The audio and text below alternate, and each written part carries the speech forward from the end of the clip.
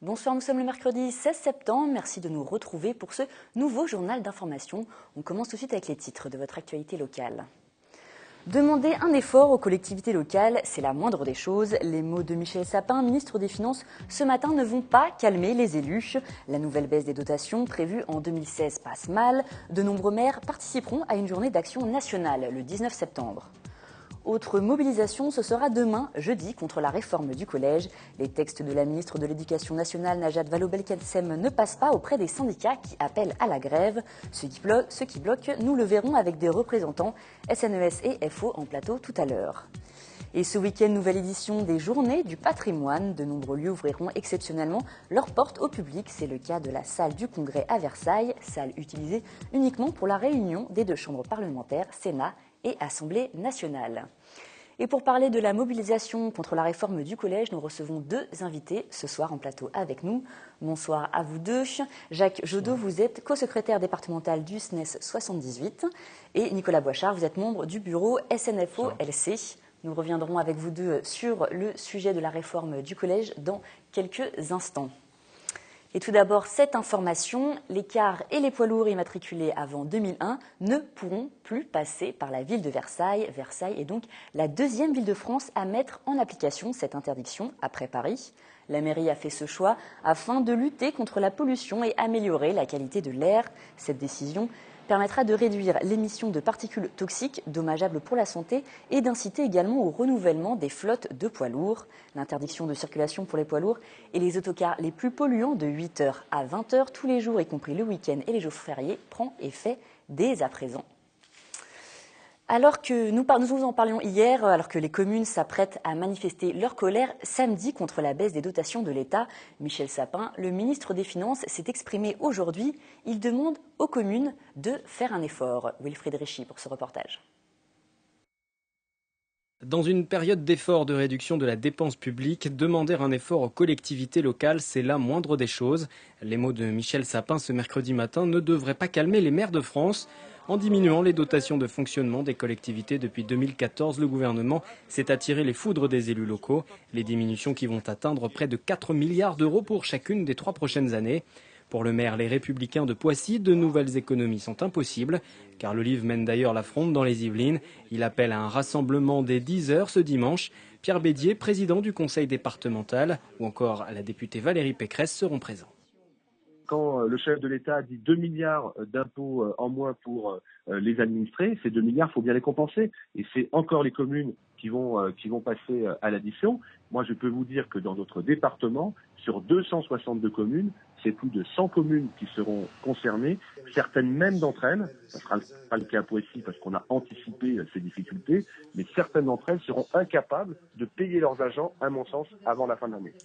Car la contestation touche toutes les communes, de droite comme de gauche. À la Verrière, par exemple, le maire communiste explique que les services à la population seront moindres. Et à Saint-Cyr-l'École, le républicain Bernard Debain a dit qu'il faudra jongler entre ces suppressions et hausses d'impôts. Quand vous avez des communes comme la ville de Saint-Cyr, où depuis au moins 5 ans, on baisse de 5 à 8% tous les ans, il arrive un moment où on ne sait plus où trouver de l'argent. Depuis quelques années, pour le budget de la Verrière, pour vous donner un exemple, nous avons perdu 500 000 euros sur un budget de 10 millions d'euros. Donc c'est évidemment des baisses très sensibles. On essaye de mutualiser, de réorganiser.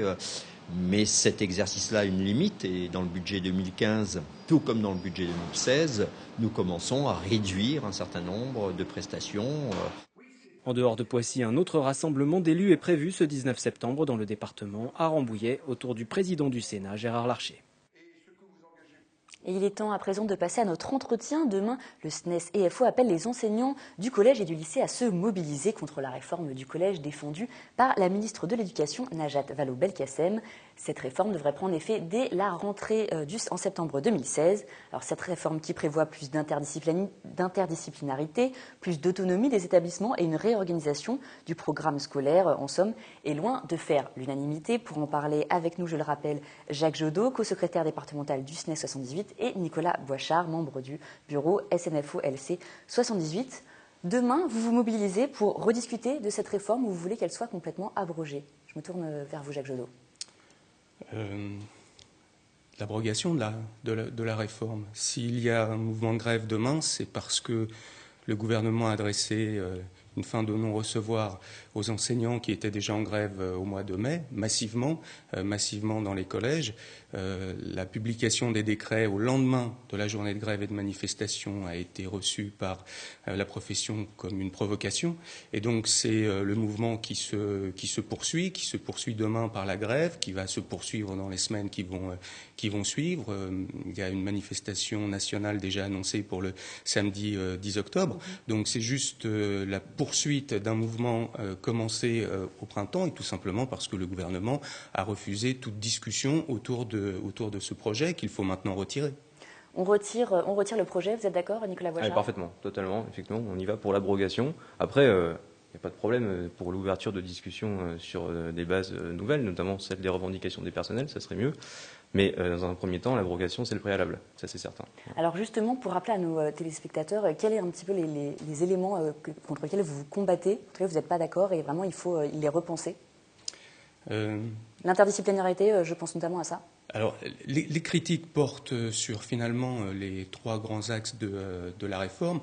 L'autonomie des établissements, qui n'est pas une autonomie des équipes pédagogiques, mais qui est une autonomie pour gérer une pénurie de moyens, pour mettre... C'est une autonomie financière en fait, c'est une question de budget. Financière et puis aussi au niveau des horaires. C'est une autonomie qui va amener à ce que le cadre de la scolarité en collège ne soit plus national, mais se décline en finalement autant d'établissements, puisque les choix pourront être différents. Donc ça veut dire que chaque établissement aura un petit peu ses propres règles?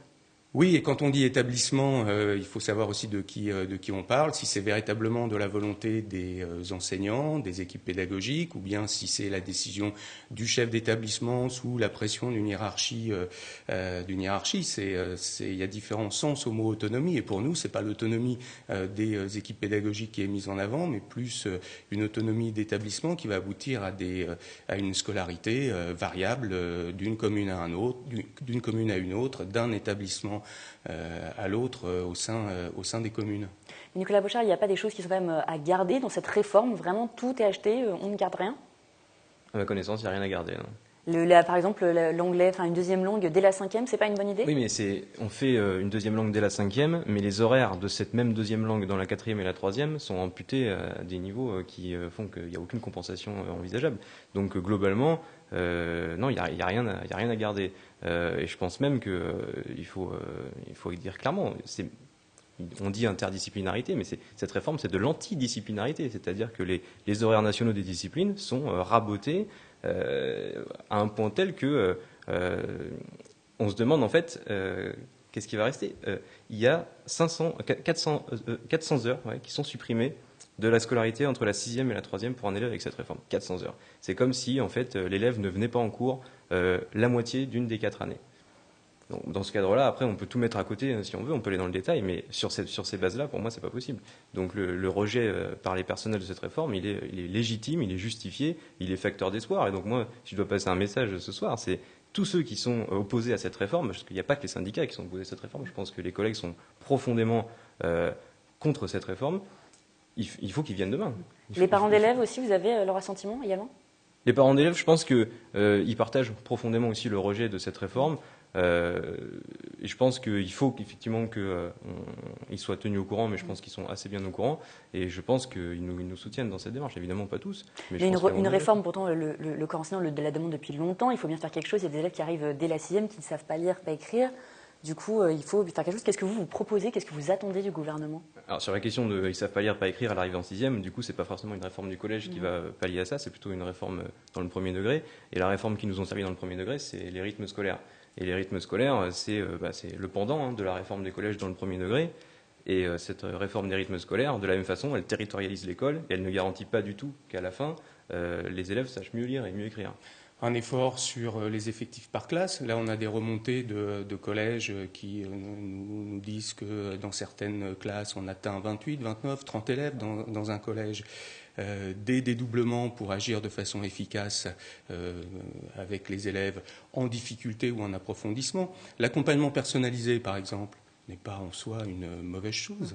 Sauf que quand on donne de l'accompagnement personnalisé sans mettre à côté les moyens, on ne peut pas personnaliser cet accompagnement. C'est la mise en place au collège de ce qu'on a vu au lycée dans la réforme Châtel avec cet accompagnement personnalisé mis en place qui devait être proposé 3 heures par semaine à tous les élèves pour approfondir, pour corriger, pour faire de la méthode. Et au bout du compte, on n'a absolument pas les moyens d'organiser des petits groupes pour véritablement personnaliser cet accompagnement. Donc ça, par exemple, oui, c'est pas une mauvaise idée, sauf que derrière, il n'y a absolument pas les moyens. Absolument pas les moyens. L'interdisciplinarité, c'est pas non plus une mauvaise idée. À partir du moment où c'est un projet qui naît entre collègues et que c'est pas quelque chose d'imposé dont les horaires sont déduits des horaires disciplinaires, on est en train de réduire comme peau de chagrin les horaires des disciplines pour mettre en place de l'interdisciplinarité comme si l'interdisciplinarité était la solution à tout. Ça peut être quelque chose de très intéressant, mais c'est certainement pas la solution au problème qui est... Mais le but, quand même, avancé, c'est de lisser les inégalités entre les collèges, les lycées, entre différents établissements. Vous comprenez quand même cette volonté de vouloir un peu lisser les inégalités au niveau national? Non, mais ça, c'est des effets d'annonce. Travailler sur l'égalité, corriger les inégalités sociales pour permettre à ceux qui sont les plus en difficulté de progresser, on ne peut pas être contre l'idée. Mais à partir de ce moment-là, il faut mettre à côté des moyens qui soient dignes et qui soient suffisants pour que cette lutte contre les inégalités soit opérante. Et là, on n'est pas du tout dans cette logique-là. C'est une réforme, disons, à moyen constant. Et qui détruit d'un côté un certain cadre national et de l'autre qui met à mal les disciplines. Pourtant, les collègues sont recrutés dans un cadre disciplinaire, formés pour ça, c'est ce qu'ils maîtrisent. Donc il faut renforcer ça, sans pour autant abandonner d'éventuelles modifications. Bien sûr, il y a besoin de réformes, et les collègues sont en attente d'une réforme, mais pas de celle-là. On l'a vu, la mobilisation s'est un petit peu essoufflée au mois de juin par rapport au mois de mai. Est-ce que vous pensez vraiment que demain, les enseignants vont se mobiliser et que, justement, le gouvernement va accepter peut-être un dialogue? Comment vous entendez vos collègues vous dire? On verra ça demain, mais il y a une certitude, c'est que cette réforme ne passe pas très majoritairement auprès des collègues. Pas, il faut se faire entendre pour qu'elle ne passe pas. Ensuite, il y a eu une forte mobilisation au mois de mai. Le gouvernement a répondu en publiant les décrets le lendemain. C'est vrai qu'après, début juin, peut-être que la mobilisation s'est essoufflée, mais pas la colère. On est dans une situation où il y a peut-être du découragement, de la désespérance, de la colère, de la mobilisation chez certains. On verra demain.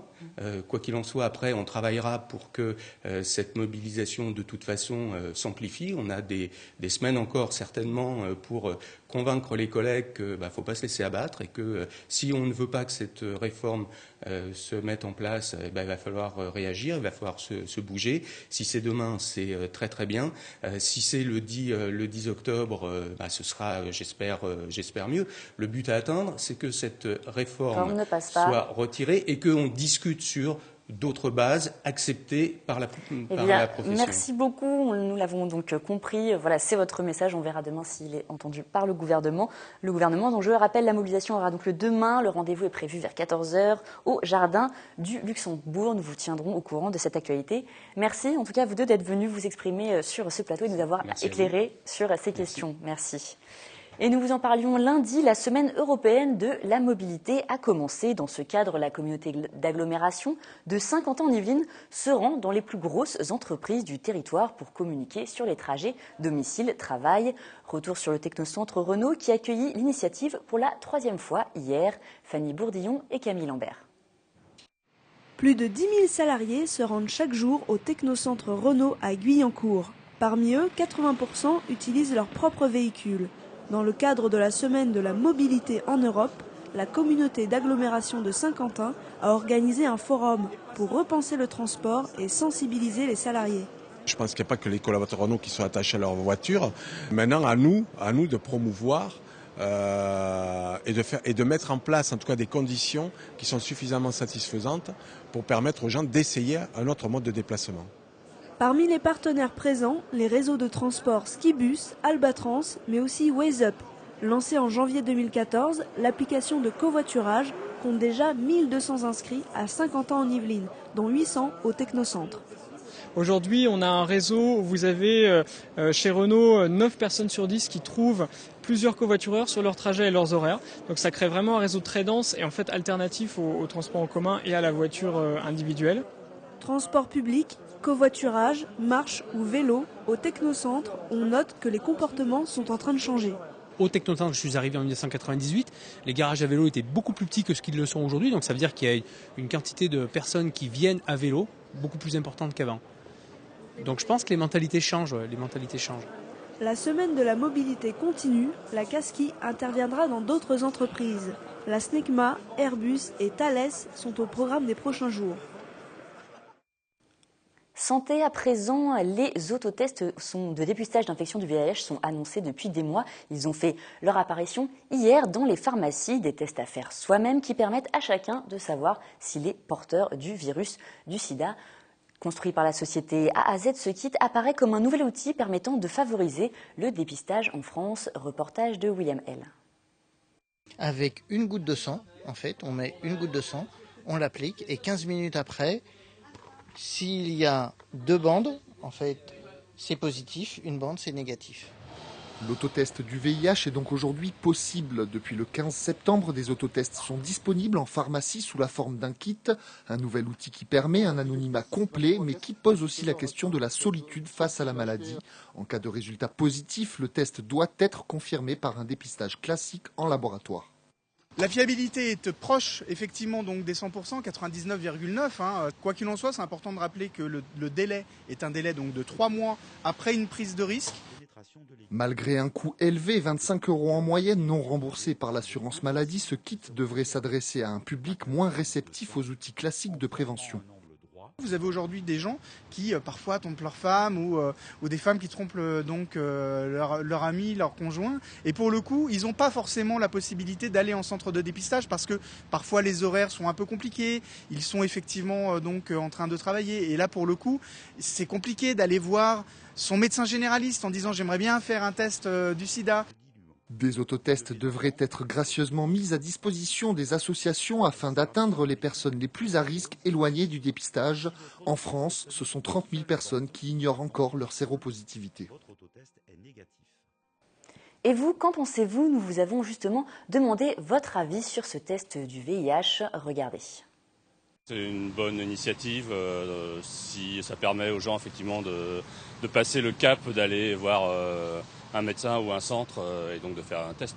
Ça permet peut-être à des gens qui n'ont pas le courage d'aller faire des analyses de sang de se tester tout seul. Si ça peut permettre de faire en sorte que plus de gens fassent le test et que plus de gens fassent attention, c'est pas plus mal. C'est plus au niveau des jeunes, je pense que ça va les bloquer un petit peu. Donc le prix, oui, bien sûr, 25 € déjà, ne serait-ce qu'au niveau des préservatifs, ils n'en achètent pas toujours parce que parfois aussi c'est une question de prix. Je ne sais pas si ça va servir à grand-chose, mais c'est bien que ça existe en tout cas. Et un mot d'emploi, ce mercredi après-midi, la Cité des métiers à Trappes a reçu la Marine nationale. Plus de 3000 postes sont à pourvoir cette année en métropole et dans les dom-toms. La cible des recruteurs, des jeunes de 17 à 26 ans, avec ou sans qualification. La Marine est un monde particulier qui attire toujours de nombreux jeunes ayant l'envie de voyager. On écoute les précisions du premier maître Bruno Bizek au micro de Patrick Jacques de Dixmude. On est à 3000 personnes par an de recrutement dans tous les domaines, que ce soit de l'administratif, de la restauration, de la maintenance également, donc tout ce qui est mécanique, aéronautique également. Il y a pas mal de tests aussi, tout ce qui est médicaux, les tests techniques, donc tout ce qui est sport également, tests psychotechniques, et l'entretien motivation qui est avec nous et l'entretien après avec un psychologue aussi. Donc ça c'est le cursus, on va dire, entretien d'embauche, on va dire. Et l'Île-de-France est une des plus grandes métropoles d'Europe, mais elle est aussi une région rurale. Elle compte plus de 5000 exploitants agricoles, parmi eux des agriculteurs bio. Et c'est le thème de notre chronique de ce soir. Pour en parler avec nous, Mélanie Poquet, notre journaliste spécialiste de l'environnement. Bonsoir Mélanie. Bonsoir Florane. Saviez-vous que la surface agricole en Île-de-France équivaut à la surface de Paris? Plus de 200 agriculteurs biologiques cultivent 10 000 hectares de terre francilienne. Et en ce qui concerne plus précisément les Yvelines? Alors, les Yvelines, c'est le premier département francilien en ce qui concerne la progression d'installation ou de conversion dans l'agriculture biologique. Près de 5% des fermes yvelinoises sont engagées aujourd'hui dans le bio. Ça, ce sont les résultats de 2014. Angélique Pitot, porte-parole du groupement des agriculteurs d'Île-de-France, nous en explique les raisons. Sur les Yvelines, en fonction des agriculteurs bio en place qui vont éventuellement avoir une influence sur leurs voisins, puisqu'on discute beaucoup entre agriculteurs. Les dynamiques sont différentes d'une année sur l'autre, donc on peut avoir effectivement le département des Yvelines a été un petit peu en retrait en termes de croissance les années précédentes, et en 2014 il y a eu une vraie augmentation des surfaces. Alors, les surfaces biologiques augmentent bien dans les Yvelines. Par contre, en ce qui concerne le nombre d'exploitations au total, lui, il diminue. C'est moins 25% depuis 2000, selon la Chambre d'agriculture d'Île-de-France. Nous sommes allés à votre rencontre pour savoir si vous achetez local ou si vous cherchez à manger bio. Vos réponses. Je mange bio parce que j'ai une proximité surtout. Mais si j'avais un champ ou quelqu'un que je connaissais, je pouvais y aller, prendre comment dirais-je, dans la région, ça me faciliterait la tâche. Je cherche plutôt à acheter à des producteurs locaux parce que les produits viennent de plus près et qu'il y a une empreinte carbone minimale. Voilà. J'achète des fois bio, surtout j'essaie de ne pas acheter aux marques et leurs produits tout près parce que je sais que c'est vraiment immonde ce qu'il y a dedans. Et les producteurs locaux, j'ai envie de dire, c'est pas tellement ma question pour l'instant. J'essaie de manger avec mon porte-monnaie, ce que je peux, Je fais pas trop attention à ça. Par contre, bio, légumes, tout ça, c'est bien. C'est variable en fonction du temps que j'ai devant moi. C'est-à-dire, quelquefois, je prends du bio, quelquefois, je prends du local, mais quelquefois aussi, je vais dans les supermarchés. On vient de l'entendre, c'est souvent le portefeuille qui importe. La réponse du GAB Île-de-France. Le facteur de prix dépend beaucoup du circuit de distribution emprunté.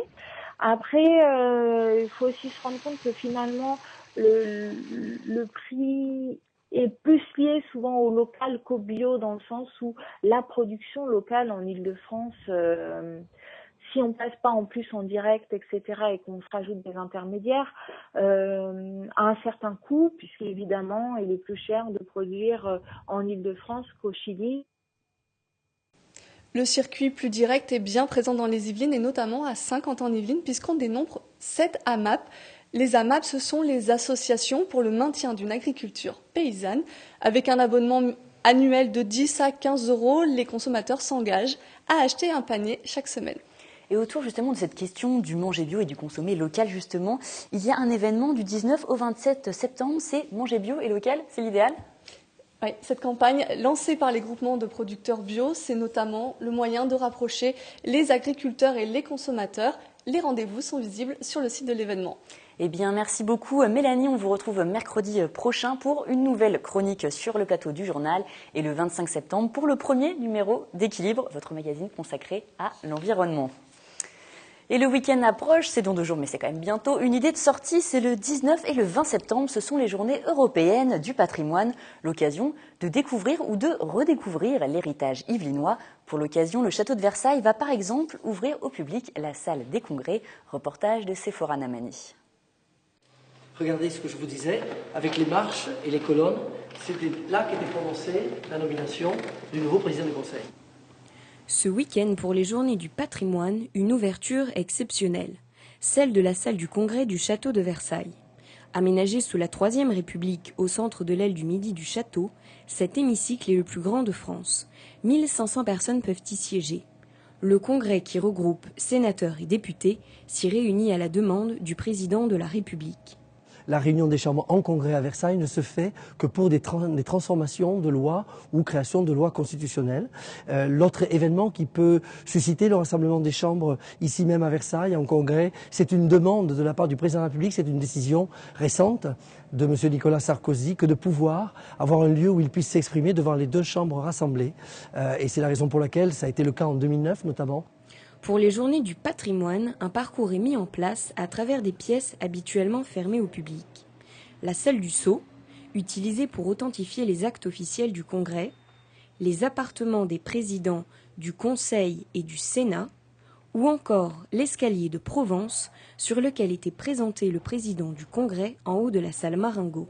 La visite d'ailleurs que nous ferons lors de ces Journées européennes du patrimoine porte autant sur l'hémicycle que sur l'ouverture des salles qui servaient à l'organisation des congrès, dont notamment dans l'aile du midi du château, des salles empire napoléoniennes qui évoquent toute l'épopée napoléonienne et qui vont nous permettre aussi d'évoquer avec l'étage au-dessus et la galerie des batailles toute cette période de l'histoire de France qui est évoquée sous la Troisième République.